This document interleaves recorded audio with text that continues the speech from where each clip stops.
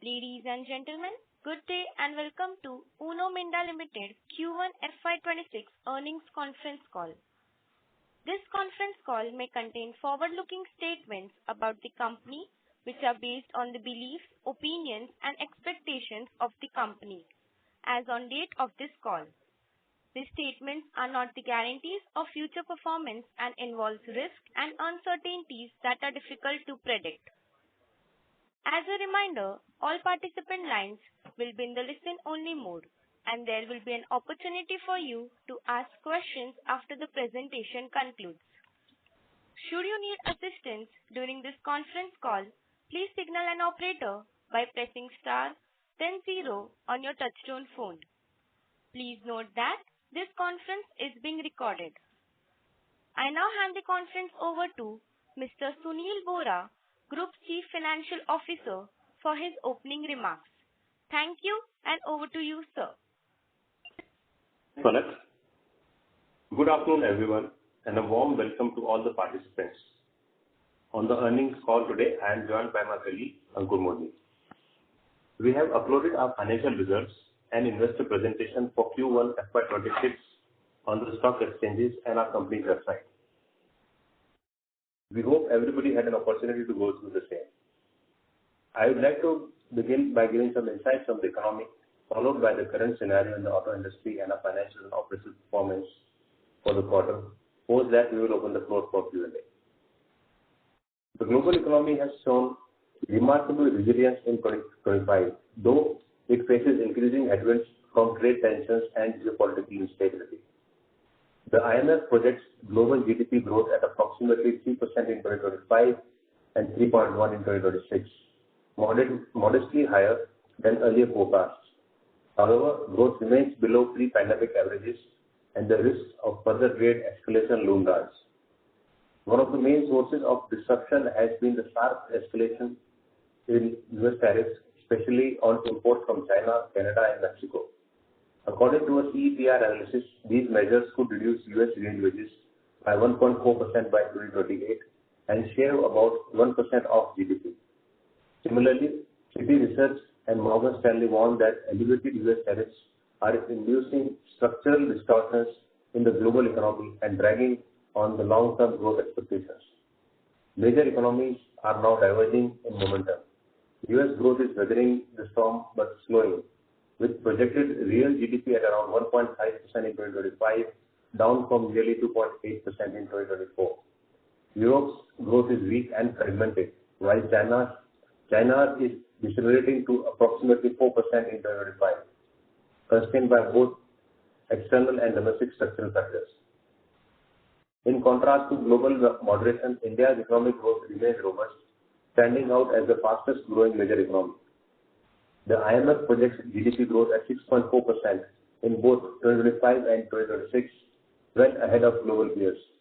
The RBI also maintains a bullish outlook, projecting around 6.5% growth for FY 2026, supported by strong domestic demand and prudent fiscal management. India's continued outperformance is anchored by several factors: a demographic dividend, rising urbanization, and a concerted push on Make in India, infrastructure investment, and digital transformation. These structural strengths are reinforcing its macro resilience amid global uncertainty. Moving on to the automotive industry, for the quarter ending June 25, the Indian automobile industry recorded a year-on-year volume growth of 2%, with total production reaching around 8 million units. The growth was largely supported by record export volume growth, while domestic consumption has declined year-on-year basis. Moving on to the PV industry, in Q1 FY 2026, the total PV production volume registered a year-on-year growth of around 3%, reaching 1.24 million units. Within this, the utility vehicle segment stood out, underscoring continued strong consumer preference in this category. Contrary to domestic market, export grew by 13% to 2.04 lakhs. Looking ahead, segment remains cautiously optimistic. Gradual recovery is anticipated in the coming quarters, driven by the upcoming festive season and expected improvement in rural incomes following a favorable monsoon. Export momentum supported by international demand is also expected to play a vital role in the sector's performance moving forward. In Q1 FY26, the two-wheeler segment recorded a year-on-year marginal growth of 1%, with total production reaching approximately 5.9 million units. The bright spot was export of two-wheeler for the quarter, reaching 1.1 million, growth of around 23%. The growing exports for both PV and two-wheeler reflects our competitiveness, quality, and technological competence. The three-wheeler segment recorded a robust growth of 10.4% in Q1, primarily driven by strong demand for passenger carriers. The EV segment continued its upward momentum in June 25 quarter, with volumes touching around 9 lakh units. Strong consumer adoption, supported by a wider range of models and improving access to charging infrastructure, has been a key driver of this growth. Electric two-wheeler registration during the quarter was estimated to be around 2.98 lakhs. The electric three-wheeler reported record growth in registration of 27%, reaching 1.9 lakh units, while electric passenger vehicle quarterly registration were around 38,000. Looking ahead, the automotive industry looks as cautiously optimistic. Key macroeconomic indicators such as anticipated above normal monsoon, which are expected to bolster rural incomes, and the cumulative 100 basis point cut in the repo rate over past 6 months offer meaningful tailwinds. The India-UK free FTA offers significant opportunities for the Indian automotive and auto component industry. While FTA also offers an India market for UK imports, however, we don't foresee significant competition as domestic manufacturing remains cost competitive. Moving on to financial and operational performance for the quarter, you can refer to slide number 7 and 8. Uno Minda delivered a strong financial performance in the first quarter FY26, driven by broad-based growth across multiple product segments. Consolidated revenue from operations for the quarter stood at 4,489 crore. This includes certain incentive incomes amounting to around 69 crore pertaining to prior period. However, for the purpose of like-to-like comparison from corresponding quarter, we have excluded the same from revenues, EBITDA and PAT to derive normalized growth. Consequently, revenues from operations excluding such prior period income was rupees 4,420 crore, registering a robust 16% year-on-year growth compared to 3,818 crore in Q1 FY25. This performance reflects healthy traction across core product lines such as switches, lighting, alloy wheels, and seating systems, along with accelerating momentum in emerging segments including sensors, ADAS, and controllers. Adjusting for the prior period income, normalized EBITDA stood at 474 crore, broadly in line with the revenue growth, while maintaining stable EBITDA margins of around 10.7%.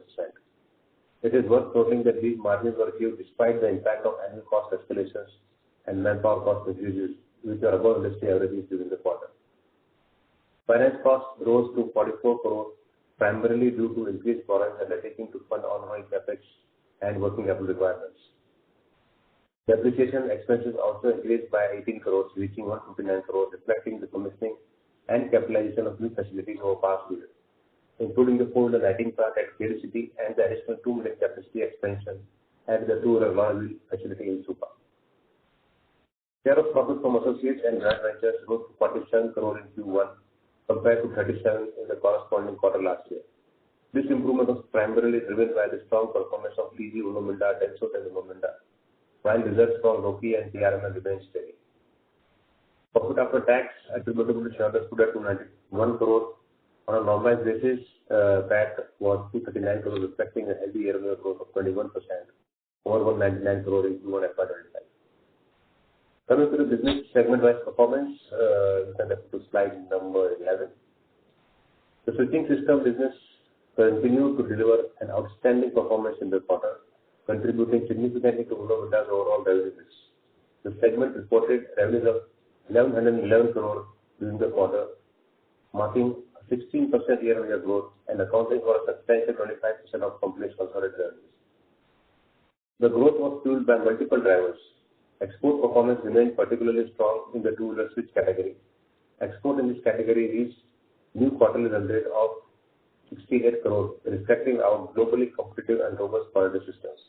We are pleased to report a new export order from a UK-based motorcycle manufacturer for supply to their Thailand plant, further validating our global capabilities.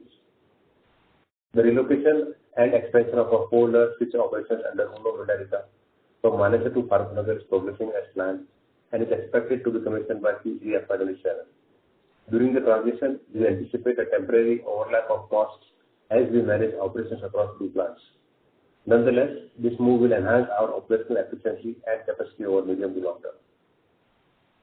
The lighting system business continues to be a cornerstone of Minda's growth trajectory, delivering another robust performance during the quarter. The segment reported revenues of 1,013 crore, contributing a substantial 23% to company's consolidated revenues. This reflects a healthy 13% year-on-year growth compared to 894 crore in Q1 FY25. The strong performance was primarily driven by ongoing transition to LED technology and increasing customer demand for advanced, aesthetically appealing lighting solutions, particularly in the front air and rear lamp applications. Our European lighting operations continue to elevate their position as a technology leader and have recently secured an order from the next generation dynamic logo projectors from a leading luxury automotive OEM. Looking ahead, the business remains sharply focused on expanding its portfolio of next-generation lighting solutions. This includes projector headlamps, dynamic logo projectors, ambient lighting, and adaptive lighting systems. The casting business delivered a robust performance in the quarter, generating revenues of 824 crores, which accounted for 19% of the group revenues. This included 431 crores from the four-wheeler alloy wheel business, 243 from two-wheeler alloy wheel, and 149 from aluminum die casting. This growth was driven by commissioning of new capacities, including a 30,000 wheels per month line at our four-wheeler alloy wheel facility in Powell, and an additional 2 million wheels per annum capacity at our two-wheeler alloy wheel plant in Bhopal. Construction of our greenfield four-wheeler alloy wheel facility at Concall is progressing well. The first phase with a capacity of 60,000 wheels per month is expected to be commissioned in the Q2 of the current fiscal. Our seating system business continued to contribute meaningfully, recording revenues of 320 crores in Q1 FY26, which represents 7% of consolidated top line. The segment delivered a strong year-on-year growth of 18%, primarily driven by diversification of customer base for two-wheeler seats. Looking ahead, we expect the seating division to maintain its growth momentum, backed by exports to new customers, supply of suspended seats to more customers in the domestic market, and volume growth from newly added customer in two-wheeler seat business. Acoustic segment reported revenues of 187 crores in the quarter, contributing a steady 4% to consolidated top line. The European automotive market continues to experience volatility, with muted demand impacting the acoustic segment. The decline is attributable to both softening end market demand and shift in OEM preference from dual horns to single horn configurations, which has resulted overall content per vehicle. We are actively pursuing multi-pronged strategy, including improving efficiency and productivity and driving cost optimization across manufacturing and sourcing in an effort to revive the profitability of our European acoustic business. Moving to other product segment, which delivered a strong performance, generating 966 crores in revenues during the quarter, registering year-on-year growth of 30%, contributing 22% to the consolidated top line. Within this, controllers contributed 157 crore, sensors and ADAS 215 crore, blow molding 110 crore, Minda Ltd around 78 crores, and the alternate fuel business around 110 crore. The remaining revenue was driven by aftermarket trading, external sales from Minda Catalyst, engineering services in Europe, and battery sales in the aftermarket channel. The controller business, primarily supplying wireless chargers and EV components for electric two-wheelers and three-wheelers, continued to grow due to increased penetration of wireless chargers and rising EV three-wheeler volumes. Notably, during the quarter, we commenced commercial sales of EVSE home charging solutions for electric four-wheelers. These units are currently being supplied to dealerships to build market inventory ahead of the model launches. OEM deliveries are expected to commence in the next 3 to 4 months, in line with the associated model launches. At present, EVSE production is managed under the controller division. Our sensors and ADAS business also performed exceptionally well, driven by increasing demand and localization efforts. A key highlight during this quarter was the commissioning of our new camera module production line. We are proud to share that Minda has become the first company in India to localize camera module production for RPAS SPAS systems, components that were previously fully imported. Commercial supplies have begun, and we anticipate a ramp-up in volumes in the coming quarters. Electric mobility remains a central pillar for our growth strategy. Our integrated EV offerings for electric two-wheelers, including chargers, BMS, controllers, sensors, continue to gain momentum. during the quarter, we completed the acquisition of the remaining 49.9% stake in UMAVSPL, our joint venture with COAG. Additionally, Uno Minda acquired the IPR, R&D team and technical know-how related to e-radar technologies, including control hardware and software for Freewor's operations in Germany and Vietnam.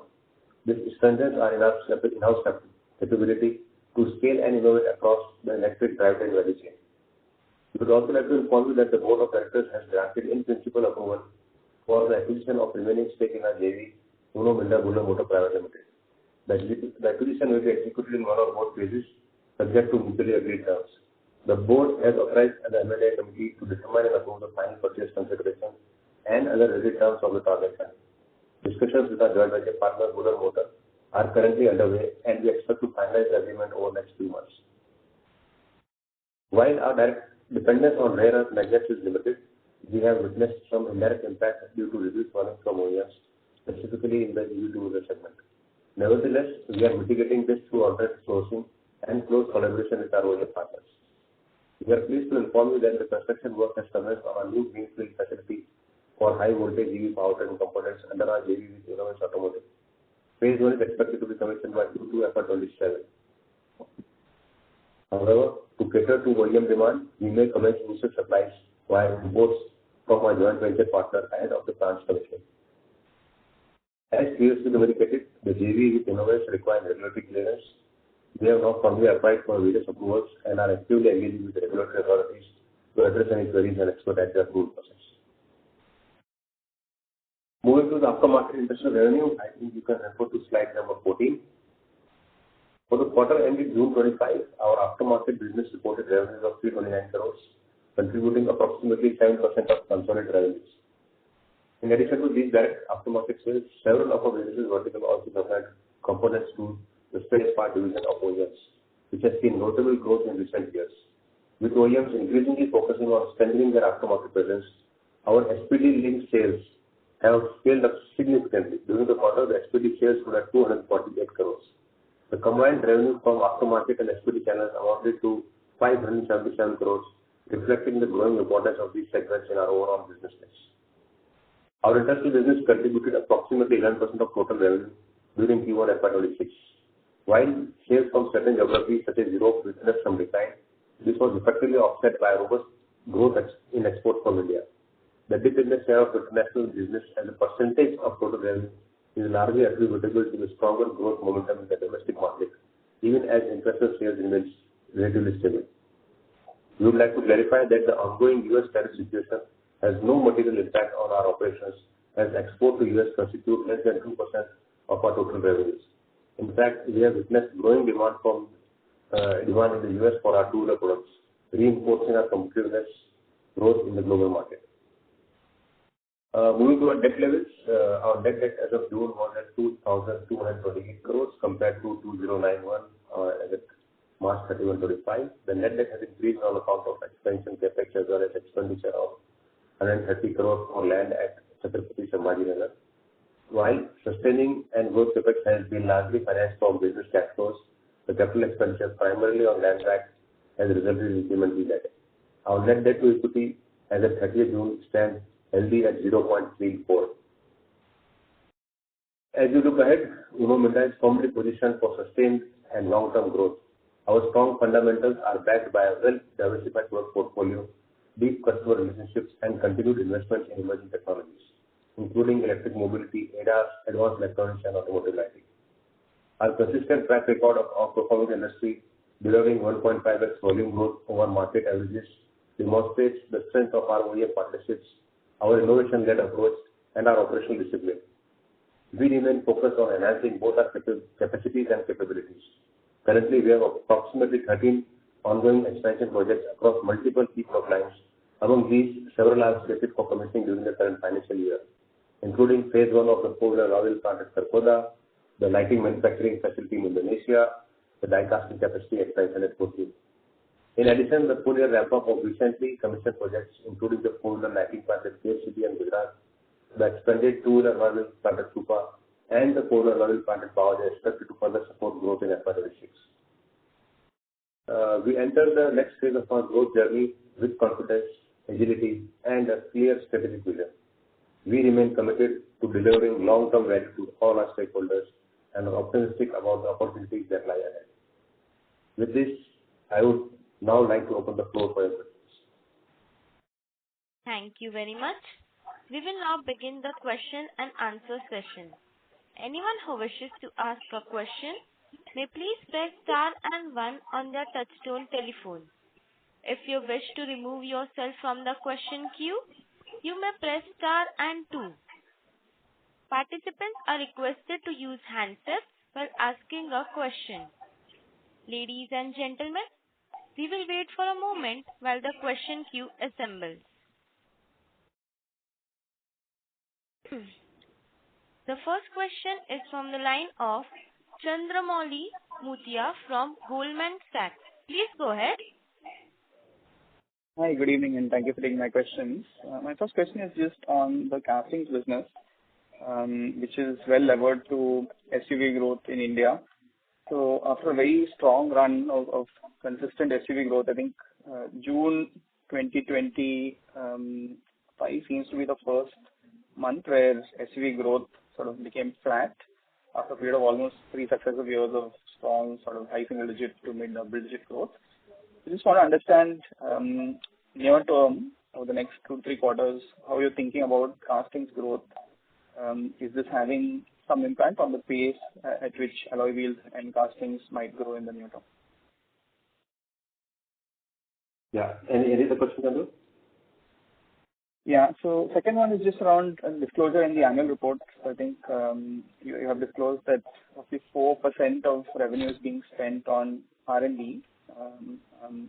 But I think at the standalone level, it seems to be more like 1.7%. So I just want to understand the gap there. And lastly, just wanted to request if you could repeat the split of other segmental revenues across controllers, sensors, ADAS, and so on, and also the split of the castings business between alloy wheels and other castings, because we get that upfront. Okay. So thanks, Chandru. Sorry, good evening again.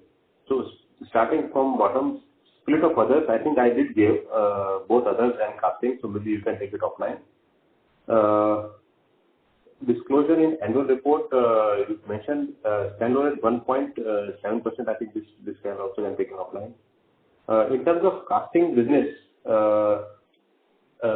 we remain very, very optimistic, Chandru, as you know that we have currently significant investments going on in both two-wheeler alloy wheel business and also four-wheeler alloy wheel business. And both the expenses are obviously linked to some customer intents or POs in hand. As you know, we don't normally commit any capex unless we have a PO in hand. So from that perspective, we are quite optimistic. I think only challenge or the part which we are not able to comment on is that the application ratio. So while the application ratio has improved significantly over past few years, currently if you see it is a little more stabilizing at current levels of around 43-44%, which as we have been talking globally, it is more than 2x of this. So obviously India will also have this run up, but it's very difficult to say when this run up, which quarter this will happen. So we have to be ready to catch that upside. That's number one. And number two, in past we have actually been doing small expansions like sequentially, one finished and the other started. And there has been a consistent feedback that we should look at larger platforms. So that's why if you see Kharkhoda, while we have eventually sort of blocked capacity multi-fold, first phase we are doing only 60K, and then gradually it can be taken on in a multiple of 60K, which are there to do smaller 30K multiples. So from that perspective, we are quite optimistic on PV application ratio. While you mentioned SUV sales is maybe taking a low growth or whatever number you said about June 25, but this is, I think, just an aberration, we believe, because application ratio only speak about is not necessarily only SUV. It goes through the sedan or the compact cars or the luxury cars everywhere, right? So application ratio is not something which we keep closely track on, and it's not actually necessarily have only alloy wheels. They also have steel wheels. So from that perspective, we need to keep track of application ratio, how it pans out, and how we can enhance the opportunity.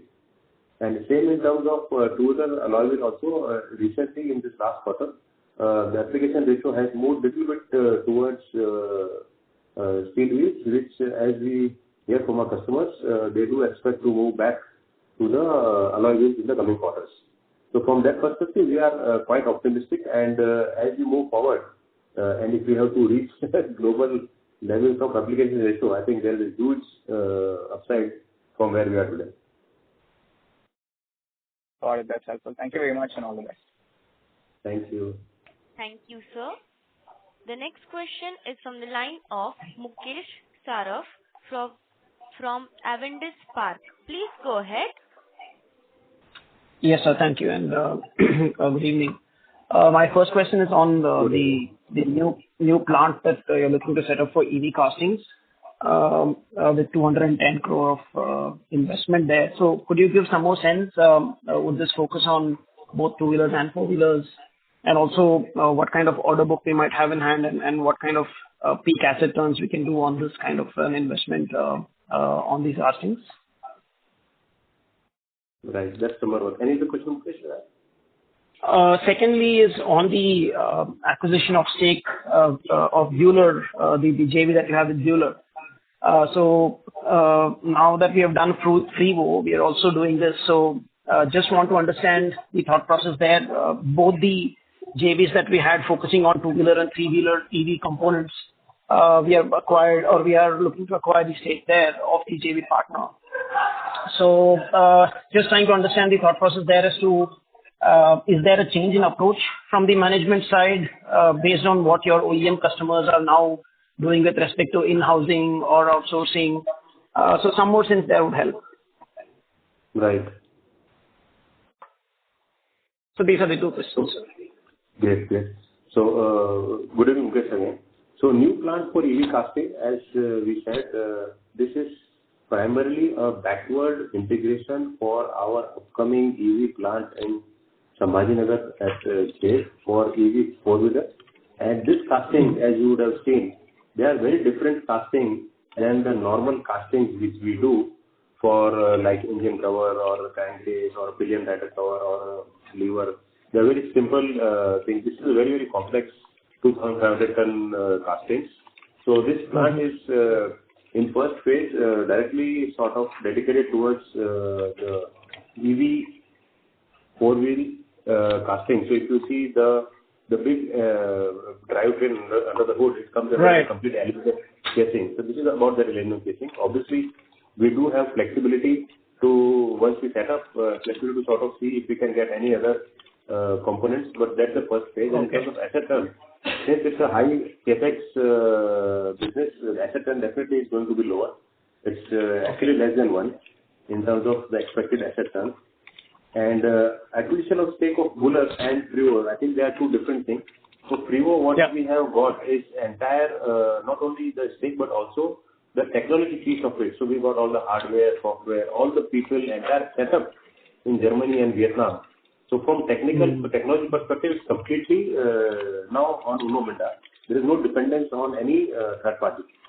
But with Buhler, this is a little different because our JV partner here was obviously this business was wanting some capital, and JV partner was having cash crunch even in Germany, and they were very keen to run the partnership. But because of lack of capital, it was felt the board said, why not we sort of take over the company and then convert JV into a TLA. So unlike Freevo, where there is no TLA, technology will be fully ours. Here we will continue to have a TLA with Buhler. So otherwise there is no change in approach, as you have said. We are fully committed to all our partnerships. Got it. Understood. Because the Buhler business, we haven't really seen a scale up there. I think it started about 3-4 years back. We haven't seen much of a scale up, so that's why the question there. But understood. You're right. Thank you. You're right, Mukesh. That's we all know. This was the challenge we have faced. One of the exceptional case which we have come across in terms of getting business, and we are trying to work on this. Thank you, sir. Thanks for that. I'll get you back in the queue. Thanks, Mukesh. Thank you, sir. Ladies and gentlemen, to ask a question, please press star and one now. Participants who wish to ask questions may please press star and one at this time.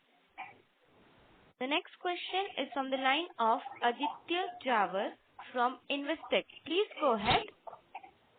Hi, thanks for the opportunity and congrats on a good set of numbers.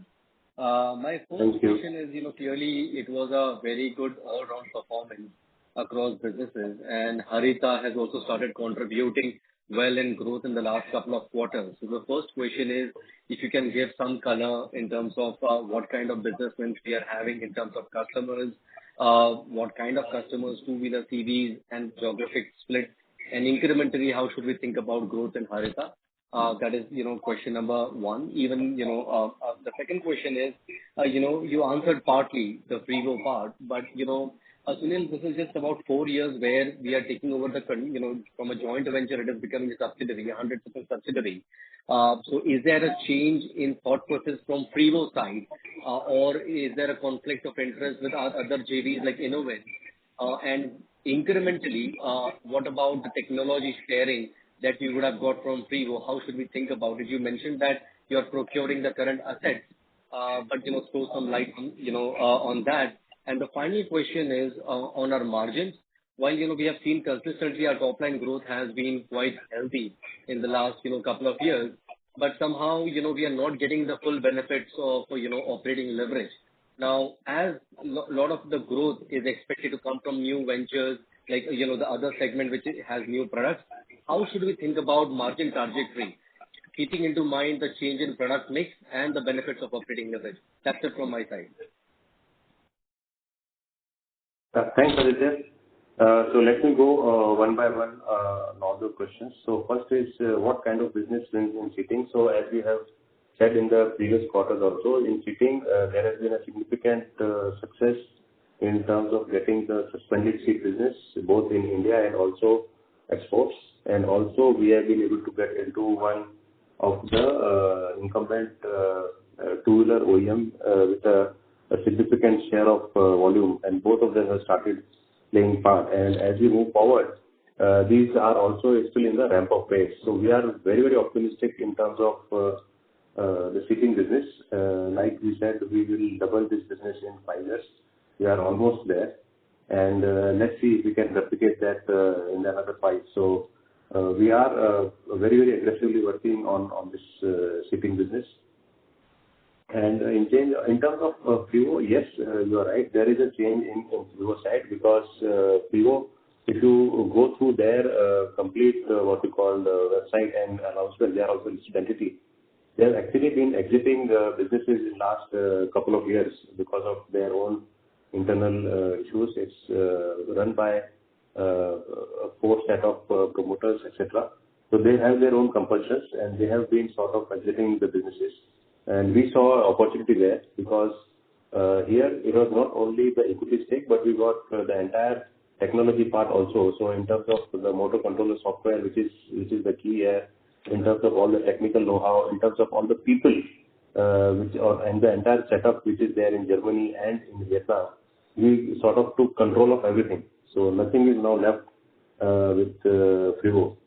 And yes, you are right. This has happened in 4 years, but we actually saw it more as an opportunity than anything else. In coming to margin, yes, you are right, and we have been consistent. I think last year also we spoke about next 2 to 3 years is where we are in a super growth phase. We have like 13, 14 projects ongoing, and a lot of these costs nowadays actually you can't capitalize. They are all charged up to revenue, and all these projects, as and when they come into operations, they don't generate revenues or profitability.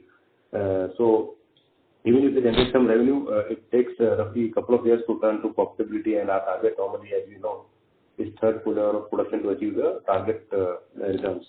So there are initially a drag, and despite so much of investments are ongoing, we are able to maintain our margins or our guidance margin. But as we move forward, if you split this into two, you see the business which are stable versus businesses which are either at the incumbency stage or in the ramp-up phase. You'll see that difference. So the earlier ones are actually growing, but because of this, it actually been pulling down. So in maybe short to medium term, maybe a couple of years, we do expect these things to stabilize, and you will see some hopefully the margin expansion as well. Yeah, that's quite helpful. Thank you. All the best. Thanks, Aditya. Thank you, sir. Ladies and gentlemen, to ask a question, please press star and 1 now. Participants who wish to ask questions may please press star and 1 at this time. The next question is from the line of Siddharth Bera from Nomura. Please go ahead. Yeah. Hi, sir. Thanks for the opportunity. Sir, a couple of questions. First on this camera module localization. So can you just throw some more color in this? How much are we actually investing, and in terms of ramp up, will this be visible in the revenues? Because we probably are already importing this, so the benefits may be more from a margin perspective only. So some thoughts there, what are we doing there? Second, on the lighting segment. So, like you have also talked about lot of things in terms of premiumization and new orders. And we have opened a new plant also. So how should we think about the ramp up here? How is the order book? Can we expect the growth of 13% which we have done in the current quarter to accelerate further given these tailwinds? And if you have the 4-wheeler, 2-wheeler mix of lighting, that will also be helpful. And some clarification on this past period incentive. What was this exactly? Why did we get it now? These are some of the questions there. Yeah. Thanks for that. So going in the same sequence, you have asked some questions. So camera module localization, as we said, which is just started. This is in-house camera development at our R&D center, and this is just the startup. So as of now, it's both import also and local manufacturing also. And as I said, in the next couple of quarters, we'll see a complete ramp up. Overall, you will not see a significant delta in terms of top line, because it's basically localization. So imports will get substituted to your own manufacturing. But there will be less obviously trading as we move forward. And moving to the next, because lighting segment, you mentioned new plant ramp up. Can we expect 13% growth? If I heard you said 1 or 30? 13. So this quarter growth was, I think, 13%. Yeah. So it can be expect acceleration there. Yeah. That's that. So definitely, we are quite optimistic, and we are actually planning for a significant growth. But as you always know, that the growth is dependent on the industry volumes. So if industry volumes, and that too the model we supply, if they grow, definitely we will continue to grow. But to state your question, 13% growth possible or no? I am sorry, I will dishearten you in commenting on the numbers per se, but I can assure you we will definitely outgrow the industry growth and continue to do so in this segment. In terms of two-wheeler and four-wheeler mix for the quarter, roughly our Indian, so overall the sales was around 1,013 crores for the quarter. And Ankur, do you have two-wheeler and four-wheeler split? Yes, sir. We have. So domestic four-wheeler market did somewhere around 450 crores of revenue, whereas domestic two-wheeler did somewhere around 390 crores of revenue. Right. And in terms of incentives, Siddharth, so you know that wherever we are putting these expansions and this VFAS based, I think a year back also, there are certain government incentives which you are entitled to, and which helps you sort of remain competitive initially, because the incentives are also for a very limited period. So we have been able to get certain approvals within this quarter, which were sort of pending, and that's why then that income of around 68 crores has been booked during the quarter, which was relating to period prior to 31st of March. And we thought it's important to sort of highlight, because it's not for the current quarter. So this is part of the plant incentive and not the PLI. Is that the right way to look at it? Yeah, you are right. Okay. Okay.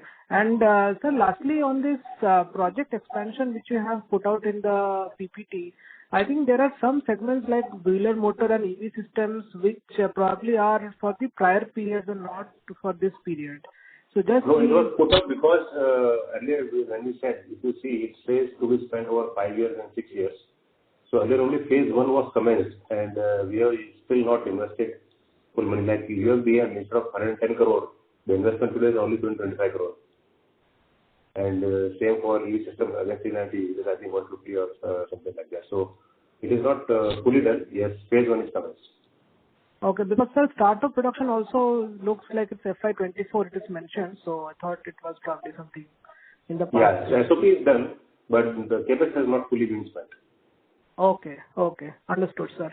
And lastly, sir, on this EV SC segment, how much was the contribution in the current quarter, and how do you see the ramp up for this segment? So as I said, as of now, it's very, very small volume because it's primarily going into the dealerships and the setup there. The SOP is roughly around 3 to 4 months due, which is linked to the OE launch of vehicle.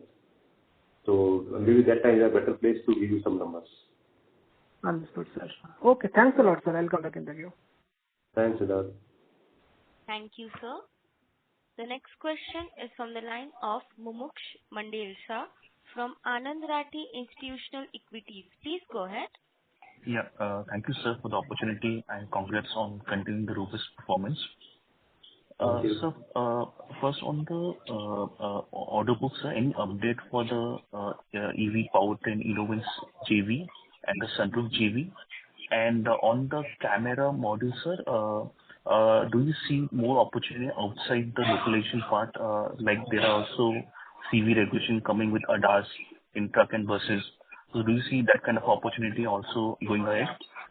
This is the first question, sir. And the second is on the we have seen a very strong growth in aftermarket this quarter. Any specific to call out, sir? And the third question, sir, just on the Clarton horn, sir. It's a loss making as on last year. Just want to understand over the medium term, what's the plan there for that business? And lastly, sir, CapEx guidance for this year, sir.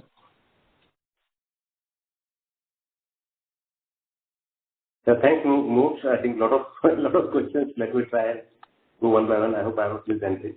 So first one you said was order book for the JV EV products and sunroof. So as you know, we have said in the last call also that we don't start a project unless we have order in hand. So for EV, we do have a PO in hand. We can't comment on the value because value again is linked to the quantum and the number of vehicles being made by the customer. And sunroof also, I said last time that we have started with one order and we already got the second model order, which is the same carryover model to the another vehicle. In terms of camera module and localization and ADAS, etc., yes, the camera module what we are manufacturing is actually part of ADAS business, which is currently going into the reverse parking assistance systems, etc. And the same camera shall be used for the sound view 360 degrees, etc., etc. Aftermarket strong growth, yes, we have been aggressively working on our aftermarket strategy in terms of branding. You know, a couple of years back, we have initiated a complete branding exercise across various regions and onboarded experts in terms of branding. That has started reaching some sort of positive impact. The Clarton horn, the medium-term plan, definitely, as I said, our first objective is how do we consistently bring down the costs and make the business viable at the volumes currently we are today. So at peak, if you remember, Clarton horn used to do 21-22 billion horns, whereas today we are at somewhere around 15-16 billion horns. So there is a significant drop in volumes there, and we are trying to re-engineer the business so that it does not lose money at this current volumes. CapEx guidance, as we said the last call, which is roughly around 350 crores to 400 crores of sustaining CapEx and around 1,300 crore of growth CapEx. Ankur, I hope my numbers are right. Yes, sir. This is correct. Yeah. Got it, sir. Just one more, sir. On the airbags, sir, because now recently Maruti has launched a lot of models with the airbags. Just want to understand how do you see the TG growth there, sir? So how do you see what which growth? Airbag growth. The airbag business, sir. So I mean, recently Maruti has come with a lot of updates on the airbags for the most of the models. No, so airbag is a business which has, I think, already taken up a significant jump in last few quarters. If you remember 2 years back, there was likely to be a mandatory 6 airbags, which was later withdrawn and it was linked to the Bharat NCAP ratings. And today, as we speak, I think majority of the models do have 4 airbags. So from that perspective, the airbag business has actually seen a significant growth in past few quarters. And we have also put in a new plant, if you remember, in Limrana. So that also is doing pretty well. Got it. I mean, any broader numbers, sir? What kind of growth would be there, sir, in the airbag, sir? You are looking for revenues of airbag business? Yeah, revenues, sir. Maybe that we can take it offline if you don't mind. Sure, sir. Sure. And if I can take the last question, sir, on the sensor, sir, on the rare earth part, sir, any impact on the sensor business because of that, sir? Yeah, that's what I said in my commentary, that while we do not have any sort of rare earth magnets in a big way, it's only sensor business where we use some of these magnets. And so far we have been able to manage our business through sourcing of these magnets from various parts of the world. And we have ensured that our customer lines are not impacted. Got it, sir. Thank you so much for the opportunity. Thanks, folks. Thank you, sir. The next question is from the line of Basudev Banerjee from CLSA. Please go ahead. Thanks, sir. A couple of questions. Just to reiterate last question, you said 350 to 400 crore of maintenance capex and growth capex amount, I couldn't hear properly, sir. 1300? Yeah, around 1350. Yeah, you are right. So combinedly should be 1700 crore for FY26. That's right. And second thing, if you can slightly explain on that incentive part, which you said this incentive is for fiscal 25 or accounted for March quarter, which came into the P&L this quarter.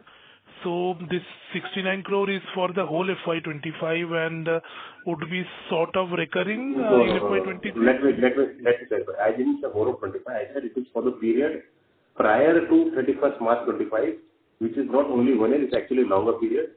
So what happens, possibility is that whatever state incentives you are eligible for putting a plant, normally you get a final eligibility certificate which ensures or confirms that now the incentives will get disbursed. So for one of the business, this was long pending and we have finally got in this quarter, and that's how this income has been recognized in the current quarter, which does not relate to the current quarter, and that's why we highlighted it. And because so many new projects are also coming and many states give local incentives, so any such incentive on a recurring basis for next few years, or this is complete one-off and nothing like that will recur back? No, there are these new projects which are coming. So every new project will have some incentive. It's only that lumpiness comes in case there is a delay. And as I said, these incentives is something which makes you competitive. Otherwise, at today's costs, it's very difficult to compete with a plant which is depreciated plant. And you know how competitive environment we work in. So we do factor these incentives when we approve these projects or capex, etc. And like any specific aspect other than say seasonality for staff cost, where sequentially revenue is flattish and staff costs up because of salary hike quarter, like your margin which was hovering around 11.5 and marching towards 12, that came back to sub 11% if I remove this incentive as you highlighted. So anything other than that staff cost seasonality aspect you would like to mention, that commodity pressure or competitive pressure, pricing pressure, or other expenses? Right. Nothing which is out of normal. So that's why we always say that our business is not a linear business. There is a seasonality involved, and also seasonality involved in the way the business is being done. So if you see last many years, 8-10 years history, you'll find Q4 margins tend to be on the higher side, and Q1 tend to be on the lower side. The key reason being in Q3 and Q4 you normally get closure with your customers on various price escalations, discussions, settlements, etc. So comparing Q4 to Q1 is not something we would encourage because Q4 will have some of that factors playing role which does not play in Q1. So that's why it's important to see Q1 to Q1 and Q4 to Q4 or Q2 to Q2. Sure. And last quick question, like many new foreign EV makers are now planning to set up or expand capacity in India. So how are you placed to supply components to them? Because within EV, other than Tata Mahindra, most of them are foreign makers, maybe the likes of MG, etc. So how are you placed to take demand from those OEMs? So difficult to comment, Vasudev, right now in terms of how the new players will work on in terms of their models, because initially whosoever sets up a base in the country who already has operations globally tend to sort of bring their existing CKD and start with that, because on a small volume it is not possible even for them to localize everything, and these things takes time to localize and sort of create some meaningful base. In terms of new suppliers, like you took some names, definitely we are in touch with those customers, but little premature to talk because even from their side, the plant is yet to come up, which is still maybe like 2-3 years away. Sure, sir. Thanks. All the best. Thank you. Thank you, sir. Before we take the next question, we would like to remind participants that you may please press star and 1 to ask questions. The next question is from the line of Abhishek Kumar Jain from Alpha Accurate. Please go ahead. Thanks for the opportunity, sir. Sir, as EV penetration is increasing in a passenger vehicle, how much benefit do you see in terms of the content per vehicle? If you can explain it to difference in the content per vehicle in Grand Vitara versus e-Vitara.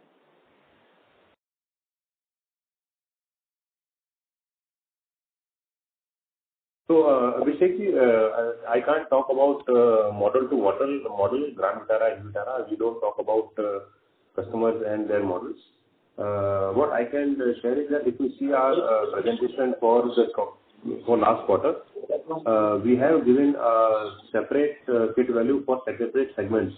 You see A segment, B segment, C segment, D segments. What is our potential kit value if we have to supply all our products? And these are primarily products which are agnostic to EV. On top of it, the EV kit value, what plant we are setting up in Decode, that itself will be around 1 lakh plus kind of a number per vehicle.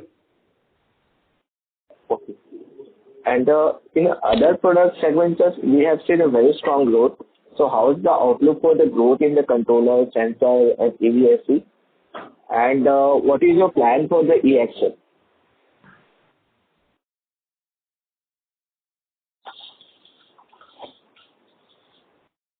So e-axle, basically I just spoke about, which is the new plant which we are setting up in Decode, for which the SOP is expected to be middle of next fiscal year.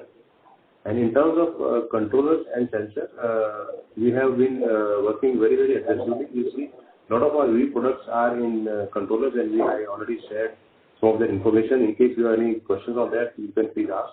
In terms of sensors, we have consistently been increasing our application ratio and also the quantity or the quality or even the type of sensors which we have been working on.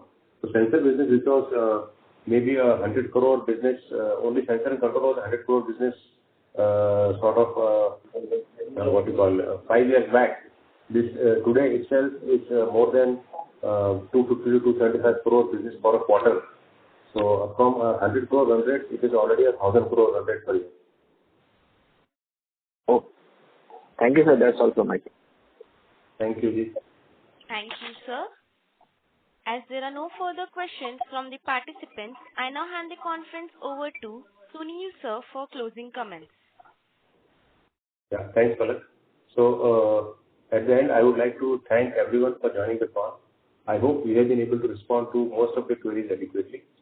For any further information, we request you to please do get in touch with us directly. Thank you. Thank you, sir. On behalf of Minda Ltd, that concludes this conference call. Thank you for joining us, and you may now disconnect your lines. If you found this video helpful, please like, share and subscribe to Concall India for latest upcoming Concall.